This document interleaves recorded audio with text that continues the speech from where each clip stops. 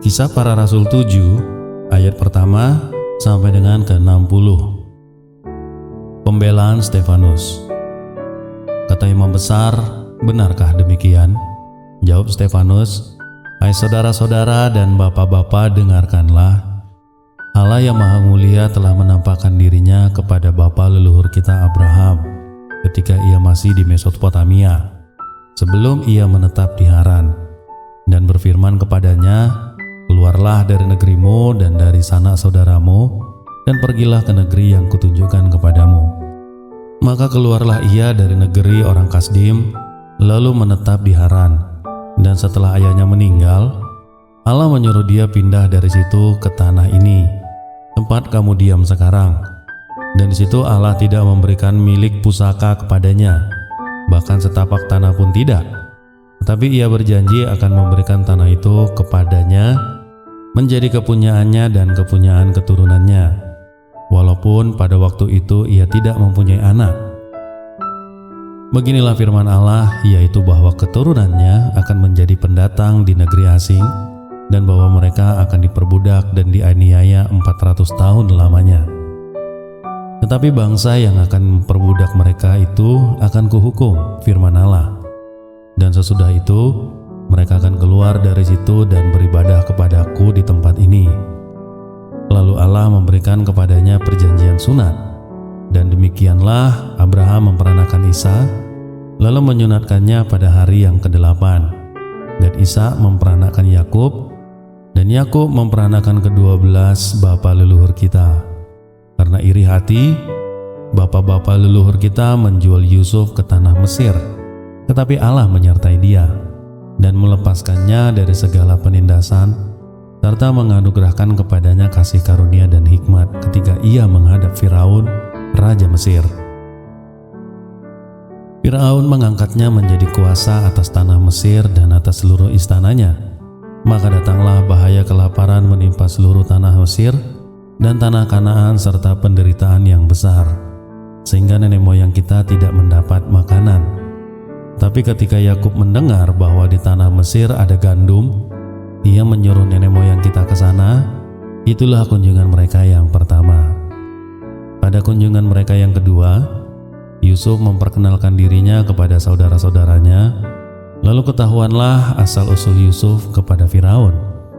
Kemudian Yusuf menyuruh menjemput Yakub ayahnya dan semua sanak saudaranya, 75 jiwa banyaknya. Lalu pergilah Yakub ke tanah Mesir, di situ ia meninggal. Ia dan nenek moyang kita. Mayat mereka dipindahkan ke Sikhem dan diletakkan di dalam kuburan yang telah dibeli Abraham dengan sejumlah uang perak dari anak-anak Hemor di Sikhem. Tapi makin dekat genapnya janji yang diberikan Allah kepada Abraham, makin bertambah banyaklah bangsa itu di Mesir. Sampai bangkit seorang raja lain memerintah tanah Mesir, seorang yang tidak mengenal Yusuf. Raja itu mempergunakan tipu daya terhadap bangsa kita dan menganiaya nenek moyang kita, serta menyuruh membuang bayi mereka, supaya bangsa kita itu jangan berkembang. Pada waktu itulah Musa lahir, dan ia elok di mata Allah. 3 bulan lamanya ia diasuh di rumah ayahnya, lalu ia dibuang. Tetapi putri Firaun memungutnya dan menyuruh mengasuhnya seperti anaknya sendiri. Dan Musa dididik dalam segala hikmat orang Mesir, dan ia berkuasa dalam perkataan dan perbuatannya. Pada waktu ia berumur 40 tahun, timbullah keinginannya dalam hatinya untuk mengunjungi saudara-saudaranya, yaitu orang-orang Israel. Ketika itu, ia melihat seorang dianiaya oleh seorang Mesir. Lalu ia menolong dan membela orang itu dengan membunuh orang Mesir itu.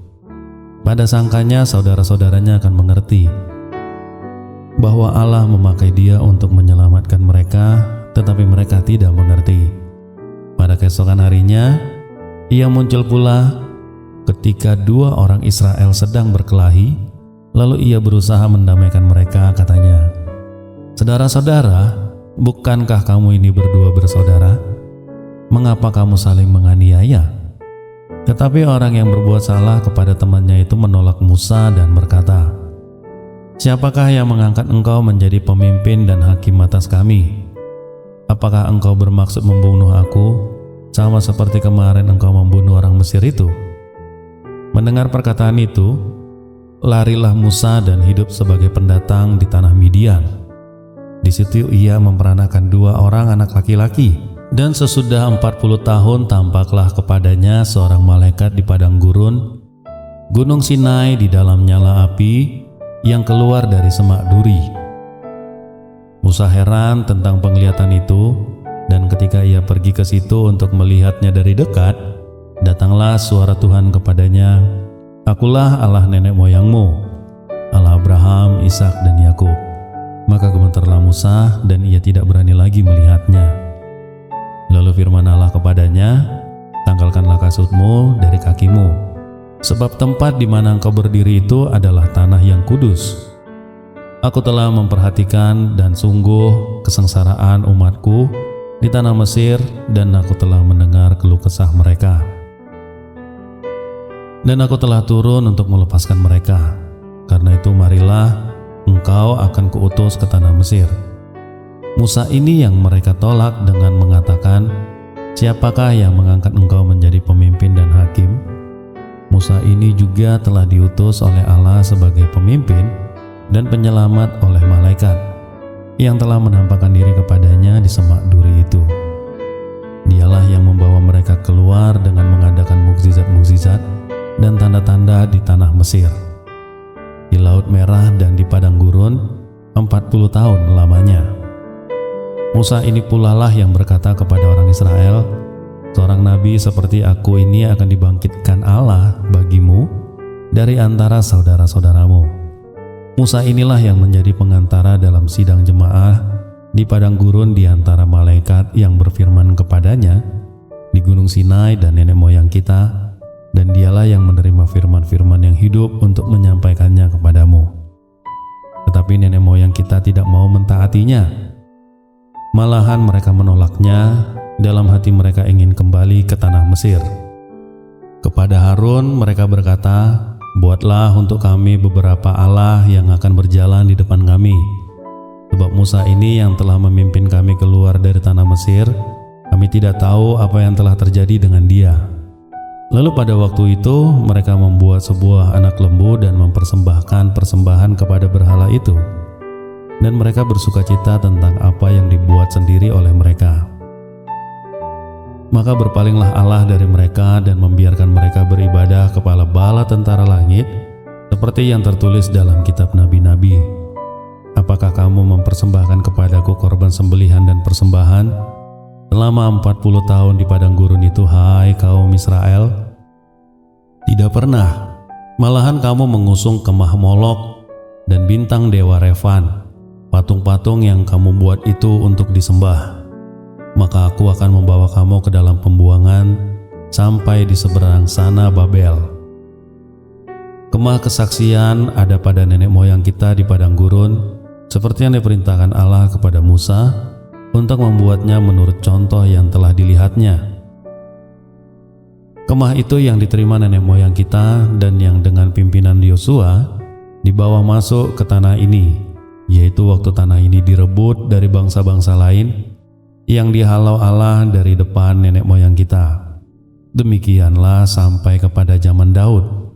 Daud telah mendapat kasih karunia di hadapan Allah, dan ia memohon supaya ia diperkenankan untuk mendirikan suatu tempat kediaman bagi Allah Yakub. Tetapi Salomo lah yang mendirikan sebuah rumah untuk Allah. Tetapi Yang Maha Tinggi tidak diam di dalam apa yang dibuat oleh tangan manusia. Seperti yang dikatakan oleh Nabi, "Langit adalah tahtaku dan bumi adalah tumpuan kakiku. Rumah apakah yang akan kamu dirikan bagiku?" Demikian firman Tuhan. "Tempat apakah yang akan menjadi perhentianku? Bukankah tanganku sendiri yang membuat semuanya ini? Hai orang-orang yang keras kepala dan yang tidak bersunat hati dan telinga, kamu selalu menentang Roh Kudus, sama seperti nenek moyangmu, demikian juga kamu. Siapakah dari nabi-nabi yang tidak dianiaya oleh nenek moyangmu? Bahkan mereka membunuh mereka yang lebih dahulu memberitakan tentang kedatangan orang benar, yang sekarang telah kamu hianati dan kamu bunuh. kamu telah menerima hukum Taurat yang disampaikan oleh malaikat-malaikat, tetapi kamu tidak menurutinya." Ketika anggota-anggota Mahkamah Agama itu mendengar semua itu, sangat tertusuk hati mereka. Maka mereka menyambutnya dengan gertakan gigi. Tetapi Stefanus yang penuh dengan Roh Kudus menatap ke langit, lalu melihat kemuliaan Allah dan Yesus berdiri di sebelah kanan Allah. Lalu katanya, "Sungguh, aku melihat langit terbuka dan Anak Manusia berdiri di sebelah kanan Allah." Maka berteriak-teriaklah mereka dan sambil menutup telinga serentak menyerbu dia. Mereka menyeret dia keluar kota, lalu melemparinya, dan saksi-saksi meletakkan jubah mereka di depan kaki seorang muda yang bersama Saulus. Sedang mereka melemparinya, Stefanus berdoa, katanya, "Ya Tuhan Yesus, terimalah rohku." Sambil berlutut ia berseru dengan suara nyaring, "Tuhan, janganlah tanggungkan dosa ini kepada mereka." Dan dengan perkataan itu meninggallah ia. Demikian firman